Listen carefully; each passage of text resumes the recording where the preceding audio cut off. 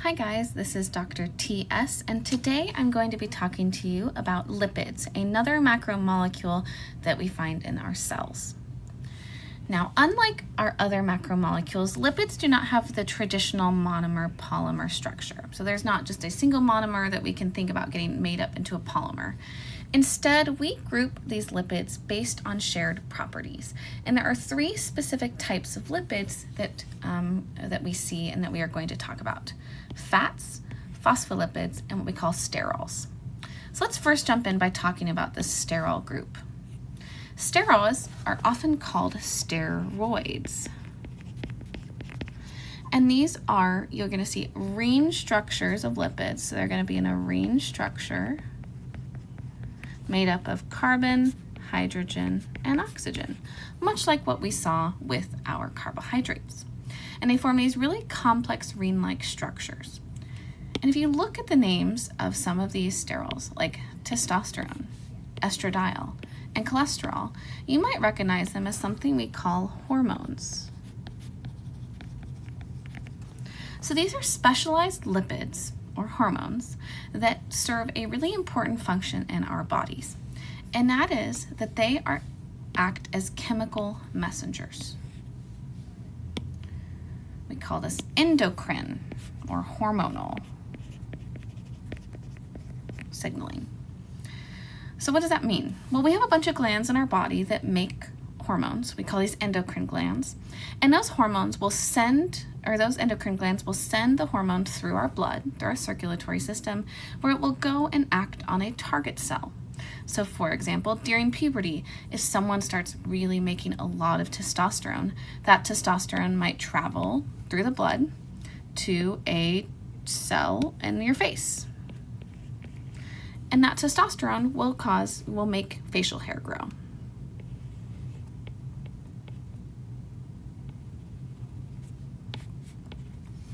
It's a signal that will then cause a change. Additionally, these sterols also help keep our cell membranes fluid or flexible. So all of our cells have a membrane surrounding them. And within that membrane, you can actually insert things like cholesterol or other steroids that will kind of make the membrane more difficult to bend or easier to bend. And this allows our cells to have different shapes and functions to them. The next type of lipid I want to talk to you guys about are fats. Now, fats are really important, okay? And fats consist of two distinct things. They have a head made of glycerol and a fatty acid chain tail. And again, these are still made out of carbon, hydrogen, and oxygen, very similar to the carbohydrates that we were looking at before. Now, an important note to make about fats is that they are hydrophobic. This means they do not mix with water.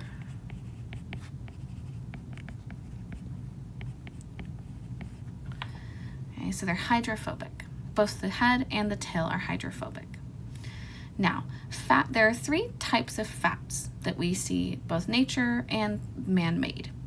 And these three types of fats differ based on the structure of the tails. So they're all going to have that same glycerol head, but the structure of the tail is going to look different. So let's break down those three types of fat. We call these types of fats saturated, unsaturated, and trans fats. So let's take a look at saturated fats. First, let's count the carbons. There's 1, 2, 3, 4, 5 carbons. Now let's count the hydrogens. 1, 2, 3, 4, 5, 6, 7, 8, 9, 10, 11. 11 hydrogens. So there are 11 hydrogens that are bound to carbons via a single bond.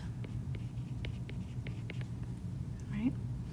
So this is why we call it saturated. Each carbon is saturated with either a bond to another carbon or with hydrogens. Okay? All of its bonds, it has a single bond with either a hydrogen or another carbon that it's connected to. And because of this, it creates a linear structure. Right? All of them are in the line. So saturated fats kind of create a linear line structure. Because it's saturated with hydrogens and exists in a linear structure, at room temperature, saturated fats, like butters, are solid. We also have unsaturated fats. So let's take a look at this one. There's 5 carbon, and instead of 11 hydrogens, there's only 9. So there's only 9 hydrogens. We've lost 2. And that is because in this structure, we see a double bond.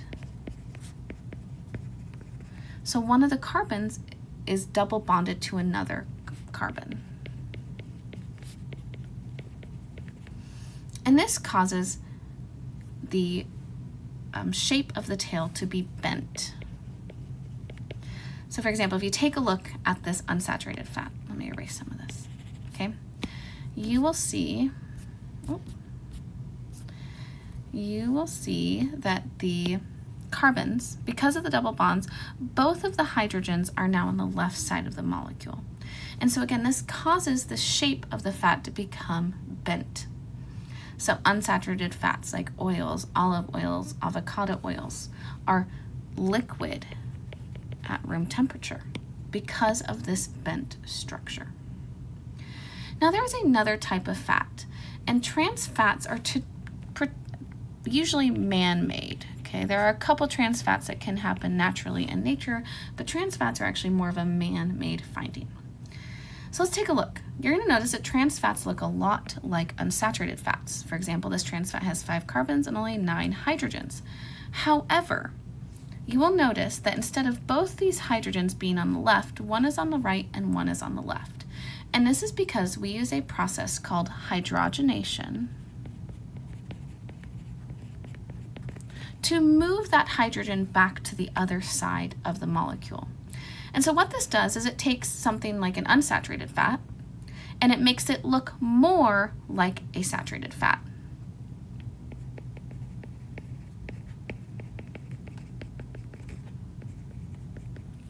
So it's taking an unsaturated fat and making it look more like a saturated fat. And the reason that it does this is it helps create a solid at room temperature structure. So trans fats like margarine use the process of hydrogenation to make a shelf-stable version of that fat. We often view trans fats as more unhealthy because you're taking an unsaturated fat, which we typically view as healthier than saturated fats, and making it look like a saturated fat. So again, the number of bonds, the number of hydrogens in a type of bonds is really going to influence how the fat is looking, whether it's a linear or bent shape. And we do see these man-made trans fats that have these hydrogens on different sides of the tail. Now, what is the function of fat? A big function of fat is insulation, right? It helps provide insulation from the outside into our body. So if you're really cold, you have more fat on your body, it'll be easier to keep your organs and such warm. And probably most well known is that fat is a really important long-term energy storage. So remember, fats are made up of carbons, hydrogens, and oxygens. Remember, we store a lot of energy between these carbon and hydrogen bonds. So we can break those bonds, release electrons, and create energy in our body. So if we eat slightly more than we need to, our body will make these fats as a energy storage so that if we go without food for a while, we can then break these fats down and use that as energy instead of using other important things in our body. And so fats really work as these energy storage because there are so many of these carbon-hydrogen bonds that we can break to release electrons and make energy. The last type of lipid, and one that we are going to talk about quite a bit in this class, is something we call a phospholipid. Now this is going to be pretty different from the other ones because its glycerol head is going to contain a phosphate group, okay, a phosphorus. It's also going to contain a nitrogen. Now this creates a really interesting kind of dynamic here. So you're going to notice it kind of looks like a fat that it has a head in it, but it only has 2 tails. These 2 tails, they can be saturated or unsaturated, just like we talked about. But this creates a really important chemical distinction. The phospholipid head is hydrophilic, meaning it loves water. However, the tails remain hydrophobic.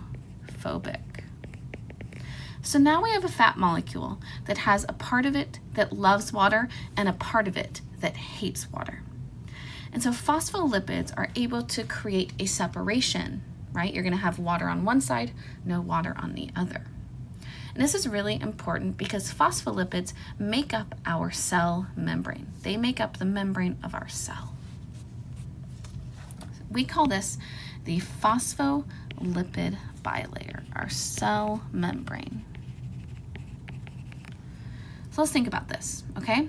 There are two layers of phospholipids in our cell membrane. So we have phospholipids that are doing it like this, and we have phospholipids on the other side. We have two layers. This is a bilayer. There's two layers of phospholipids, where the hydrophobic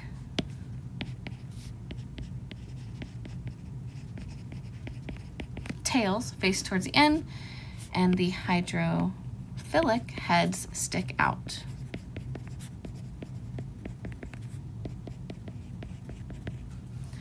And this is going to create a natural barrier because we can have water on one side and on the other, but water is not going to be able to pass through. So it creates a layer. It creates a separation between the outside of the cell and the inside of the cell. So all cells, membranes, are made up of phospholipid bilayers because it creates this this beautiful separation between the outside of a cell and the inside of a cell. Additionally, phospholipids can also form something called micelles, which are just single layers of phospholipids. So you have the hydrophilic outside and hydrophobic inside. So again, we're creating a separation between things that love water and things that don't like water. And we're going to talk a lot about phospholipids and why they're so important, but I really want you to understand that the outside loves water, the heads love water, they are hydrophilic, and the tails that face inwards are hydrophobic, they don't like water. And so this creates selectivity. Now we can't just push whatever we want into cells. This is going to be really important when we start talking about cell transport. All right, that is it for lipids. I hope you guys have a great rest of your day.